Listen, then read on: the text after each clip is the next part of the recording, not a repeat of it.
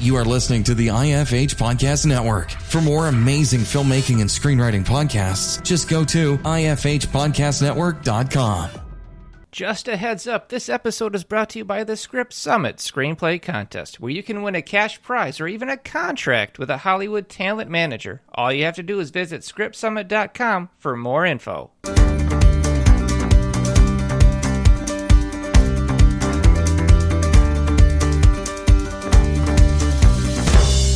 All right, welcome to the Successful Screenwriter Podcast. On this episode, I am joined by a guest host as we analyze and break down a film to discover what works and what doesn't. All right, welcome to the podcast. I am Geoffrey D. Calhoun. I am with story analyst and staff writer at WeFixYourScript.com, Kristy Leigh Lussier. Thanks for being with us again.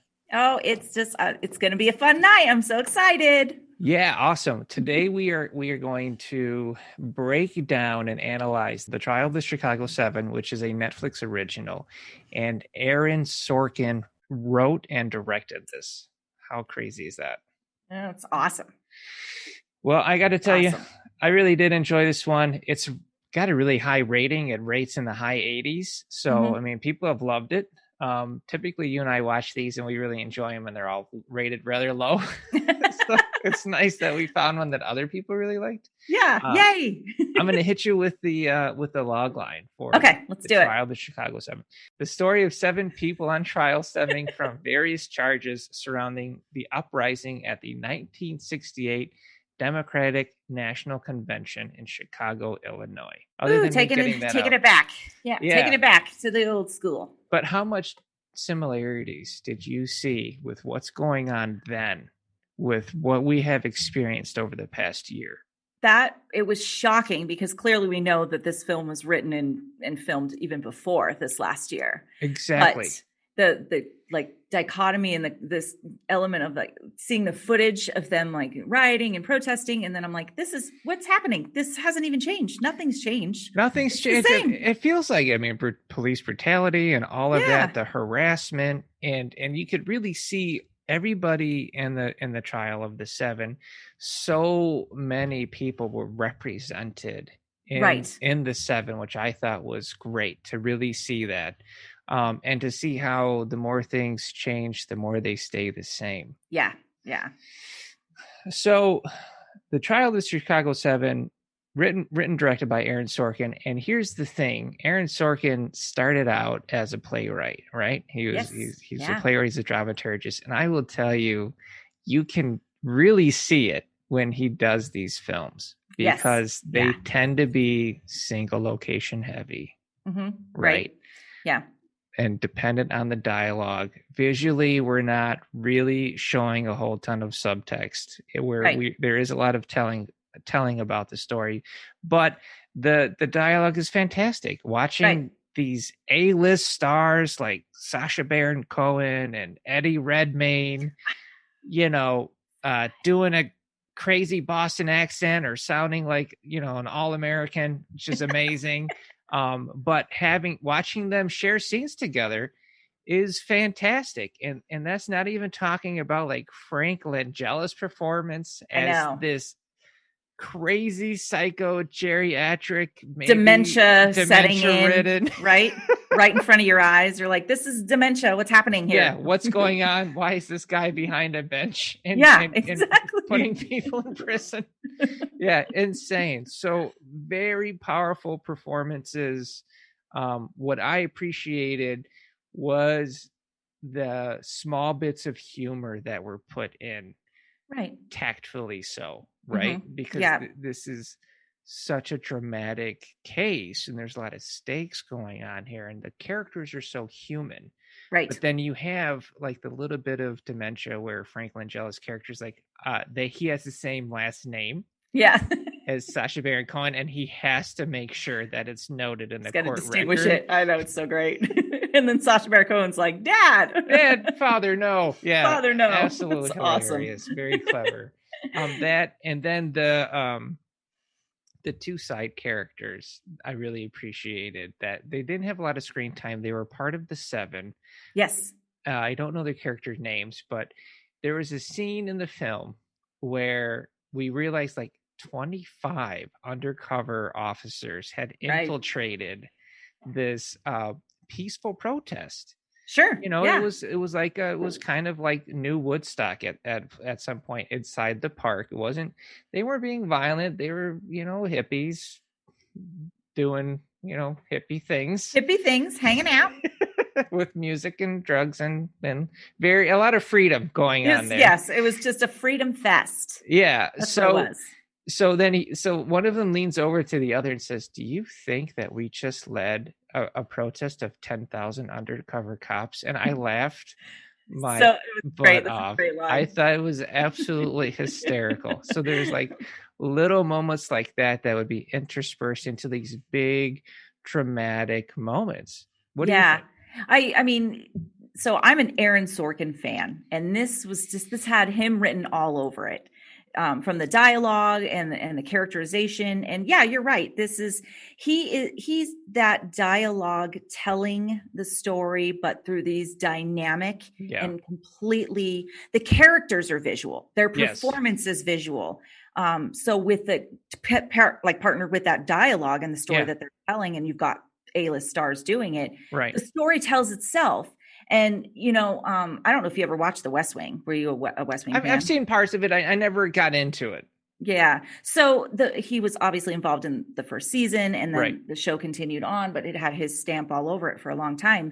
And there were scenes in this movie where I'm like, that is legitimately going back 20 years to The West Wing. Gotcha. And it's because he was trying to kind of obviously make this political, you know, bring that to light. Yeah. But through the characters, which is so wonderful, I think, about Aaron Sorkin, because even though all 7 people completely came from different walks of life, and they were representing other people, whether it was racially or culturally, their views and their beliefs were extremely different, but they all wanted the same end goal. And that's always how he's written a lot of his character, like his big cast characters, his ensembles. Right. It's always that they have to work together to get to that end goal, but they're just all from different, they're bringing like whole new, you know, it's great. Different walks of life coming together. Yeah. I think it adds a lot of awesome conflict between the characters when you have everybody wants the same goal, but then everybody has their own little secrets, and those secrets can cause, you know, conflict with the other characters, and then potentially, you know, mess up the goal overall as well. And so that was very much on display as Eddie Redmayne's character and Sacha Baron Cohen. You know, one is a showboat, the other one is far more academic and and more political in his nature. And both of their approaches are different and conflicting. But then at the end of the story, they come to realize those are each other's strengths. Exactly. And so how do we use these? How do we use our strengths? And so it was beautiful how they brought that together in the end. Now, I've had to do a courtroom drama, and I got to tell you, they're hard as hell to write. I can imagine. Because it's just it can be exceptionally boring. Right. And you know, lots of legal jargon and all that stuff. So you do have to rely on that intercharacter dynamics going on between the judge, between the defendants, and the prosecuting attorney. And he does that. What I was looking at and really appreciating how this film introduced characters is look at how big the staff is, or how big the roster is of actors, right? Oh yeah. So you've got at least a dozen characters, including the 7, and you have to introduce all of them, and you don't have a lot of time to introduce these characters. You know, and this isn't like the MCU where we could rely on prior movies that have established the characters and then just sneak them into film. Like, you have to show everybody. So the way they did it was a series of cuts in the beginning where each character was revealed who they are. Like, we'll say Jerry Rubin was Sacha Baron Cohen's brother, who was played by the guy who was actually in Billions, who plays a completely different character. And to see him as a hippie is great.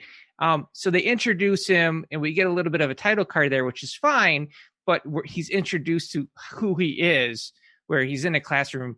And and he's teaching how to make a Molotov cocktail. I know, it's perfection. Like a chalkboard is behind him, and it says Mr. Whatever his name is, but he crosses out the Mr. and he writes his first name. Yeah, that tells you everything you need to know about who this guy is. Yeah, and they introduce every single character that way, which is brilliant. But then they also do it through dialogue. So where one character's dialogue finishes mid-sentence, it is immediately picked up by another character, taken into a completely different direction. And you can think, oh, this is artistic. Oh, this is cool.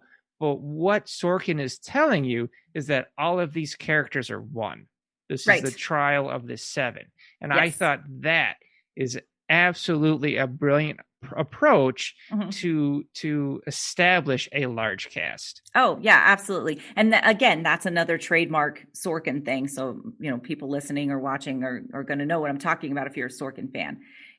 This is his thing. This is his trademark to do that. Yeah. And I think that's what makes him stand out in terms of, how he brings these kind of big ensemble casts together, because that's a skill to be able to do that, to write it that way, to direct it that way, and to know when, as you're writing it, that it has to flow this way in such a perfect way. It's next level. Yeah, it's next level. He's totally next level. I love him. As great as he is, I have to tell you, there's no question that wasn't hard as hell to write, and that he didn't go through a million drafts. There is no way he didn't. I was looking at like, this is just absolutely amazing, and I don't know if I would want to try and take that task on, having done what I've done. But what an amazing feat! Yes. Oh, yeah. And I mean, he did just win the Golden Globe for Best Original Screenplay, which I think was well deserved. Awesome. Yeah. I mean, there was other nominations, but if there's one that I feel like give it to him. Yeah. He's the guy. Yeah. He's the guy. And it's worth it, and he's earned it. So with this, another thing I really appreciated with the characters is that they don't get to what happened in the big event and the protests and the riot and the violence right away. And I think that was really smart, because if they had covered it right away, I don't think we would be as empathetic for the characters, right? If we see them in a violent situation, but if we bring them into being human, and then we don't reveal it, and then we use like a trickle down effect of slow revelations of scenes, and then to the big twist at the end with Eddie Redmayne's character. Right. I thought that was awesome. I really respected how they were able to do that. I feel like in the courtroom scenes, we're the jury. The audience is going through the same journey that a jury would be going through. We're hearing it as it would be. So we're getting presented to the evidence, and we want to know what's coming next. We want to know what cross-examination is going to sound like. Right. And then you get to pull back and see those other elements outside of the courtroom, where a lot more of the narrative is kind of driven, essentially, and you're seeing this slow build to that big scene at the end. So it felt the natural progression between the two, or the switch between the two. I can't think of a word right now. I don't know why. It felt great because it felt natural. It just worked in the spots it needed to. I didn't want to keep going on. It was like, let's recess. Yes, because it feels like we should not still be doing this. Yeah, exactly. I think it's good when you're cutting between different parts of the story like that. I would know when I was working on the drama with a courtroom, I was like, every time I came to the courtroom scene, I was like, how do I make this interesting? Yeah. And then get away from it, because this isn't Law and Order, Yeah. So you want to get to the good stuff, and you want to get to the character drama. So I was real big on coming in late and leaving early, and and it worked, Yeah. So with the prosecution side, what I really liked is how human he was as a character. Yeah. And almost resented that he had to be doing the job. Well, yeah. I thought that was great, because it humanized him, and it showed yet another face of America that we could see, instead of just having this angry, prosecuting attorney that was using all the dirty tricks in the book. Instead, they left that for the judge. Yes, exactly. That was great. That was the cool thing about it. I mean, Joseph Gordon-Levitt did a great job. But I feel like even in the very beginning, or the scene where we're introduced to him and he's sitting across from the new attorney general, he knows where this is going, and he knows, as he realizes what's happening, okay, this is not good. And through his intelligence of law, he's really trying to explain that but there's nothing here. Like, this is legally, they didn't do anything wrong. Just because you don't like what they say doesn't mean they did something illegal. Right. And so he's put in a precarious place, and he has to move forward with building this trial around these people. And I thought it was, I mean, what a hard conflict, because you can see it even in that first scene. You can see the conflict already in him. It's just there. And it's a good way. I mean, he did a great job. I think so too. I think it just adds a little bit more humanity to the whole situation, especially making him friendly with, Sacha Baron Cohen's character. Right. And having that lovely banter. It just shows the humanity there. And I think this needed it. If you had him and the judge and then his boss, and they were all kind of like disassociated from it and just trying to do their job and trying to put these guys in prison and don't care about them being people, I think we lose a lot there. For sure. But by humanizing it, it takes it to another level. And I think that's something you can walk away from this learning for your own writing. It's like, okay, how can maybe I can take this antagonistic character. Maybe I can make them human. Maybe I can have them doing something they don't want to be doing, which adds a level of internal conflict in that character and elevates the story. Yeah. Now, I mean, I got to talk about this. Bobby Seale. I was just going to say that. Right? I was just going to say that. Let's talk about him. My God. I know. That was just, so being a head of a wing of the Black Panther, he was roped into this whole trial, even though he had nothing to do with it, just to put a scary face, as he says it, in front of the jury. Courtroom. Yeah. God. And that scene, I mean, and you're right. Here's this lends back to the just subtle visual, but it says so much, which was they all come in because they're on bail, and he comes in shackles, and yet he wasn't even there. It's insane. And that was a punch, and this is what you're about to, and it as it kind of progressed on, and he kept saying, I want to speak, I want to speak. And every time he was shot down, it literally was a representation of every time, Blacks and African Americans have tried to speak up, they are told to sit down, just in general. Like that's right. It was symbolic for that. And they keep saying it, and we know we need to hear them, and they have a voice, and they need to be heard. And he just kept getting shut down. So, and it goes far beyond that. And this is right from history. This is real life. This isn't adding this for dramatic effect. Right. He was taken into a back room during court proceedings, beaten and gagged. Yes. And I went back and I looked at the sketches, the court sketches of how he was tied down and gagged, and it's horrific. It's horrific. It's horrendous. Absolutely horrible to do this to a human being, let alone in a court of law in the United States of America. Right. In the 60s, this happened, this poor man. And showing that, and showing the impact of that on the rest of the seven, and how disgusting it was, and then how the judge is trying to justify it. Oh yeah, it's just like he knew what was coming. Yeah, but, absolutely terrible. He didn't, and what I love even about that, I mean, I hate that visual, and clearly, obviously, don't support that terrible. in any way. But I think that was the moment for Joseph Gordon-Levitt's character that broke the straw. Whatever that phrase is. It was a reversal for him. That was the moment he realized, like, this, we're wrong. We're wrong. We are on the wrong side. And now it's in front of everybody, and now we do not look good. And he's the one that goes up and says, I'm not doing this until we need a side. No, I think that's absolutely right. And as a filmmaking perspective, with that scene, you could have taken that scene, you could have shown him getting beaten, you could have shown, really laying on it. But instead, what they did, they showed brief flashes, quick flashes, and then they would cut to the room, to the silence of the room, and you could hear echoes of him being hurt. Yes. Yep. then they would do it again, and then they would show the faces of everybody in that room and the weight of it.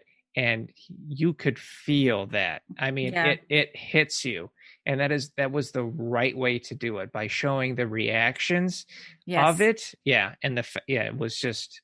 And what it did for everybody in the room. Yeah. So. And he was, and that actor was, incredible. That actor was incredible. Yeah. I don't know who he was. I didn't. His name was Yahya Abdul-Mateen II. Okay. Yeah. He was great. Absolutely. Just a very talented actor. Yeah. And the whole cast. Yeah. Just amazing talent in this whole film. Right. And so he was let off, but not without consequences. I mean, while he was there, one of his friends was shot and killed in what they believe was an execution style. And I mean, just showing all of this stuff, because, right, that back then that happened. And then it makes you think about Breonna Taylor, it makes you think about all of these people that have been just tragically abused by this system, and the losses that have come from it. It's absolutely terrible. Yeah, the film did it. I had a couple of little moments when that kind of sequence happened, where he's, I think the lawyer's talking to him first, and he says, "No, I already know. I've already heard." Yeah, but it was just palpable, and I got a little teary. Yeah, it's tough. It's tough. Yeah, it's really tough. And I have kids.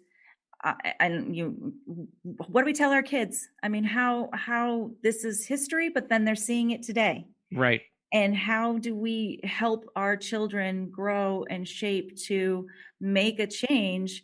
Because back then they were thinking, if we don't make a change, we got to at least change for our future generation. Yeah. And nothing changed. I know. So it was powerful. It's definitely generational. And I mean, I just try and be the best parent I was, and try and teach people are people, Right. And we all come from different walks of life, and trying to teach somebody how to walk through somebody else's shoes is a difficult challenge, and I just try and pass it along the best I can. Yeah. And be transparent and honest. And it's films like this that will help keep that open dialogue and keep those records. Yeah. It's an honest look. It's an honest look. Exactly. That's what you need to see. Yeah. I mean, people want to talk about the exceptionalism of America and how great it is. And I love this country. It's a beautiful country, but that doesn't mean we don't have our ugly past. Yeah, for sure. Yeah. Yeah. All right. So I didn't think this film was going to take us there. We ended up in a bit of a somber place, but this is a fun film as far as the acting goes. And the production of it is impressive. The talent is incredible. So there is a lot of great moments in the film as well. It is based around some terrible moments in history, but he was able to bring a bit of heart to it and lightness to it as well. Yeah. We will be looking for a film next week. What are you thinking? I don't know. Because we always say a genre that we pick something. It's not that. That's my favorite part, is picking the genre and then and then this time it was like, okay, let's go for this one. It was this heavy emotional courtroom drama. So you pick. Do you want to pick, or you want me to pick? We can use Hulu movies, right? Yeah. There was an action movie I think that came out with Mel Gibson on Hulu. Let's check it out. About a cop that keeps reliving his death. That sounds like that's something interesting to you. Yeah. Let's do it. Thanks for listening. If you enjoyed this episode, please subscribe and share in your social media, where you can tag us at The Successful Screenwriter.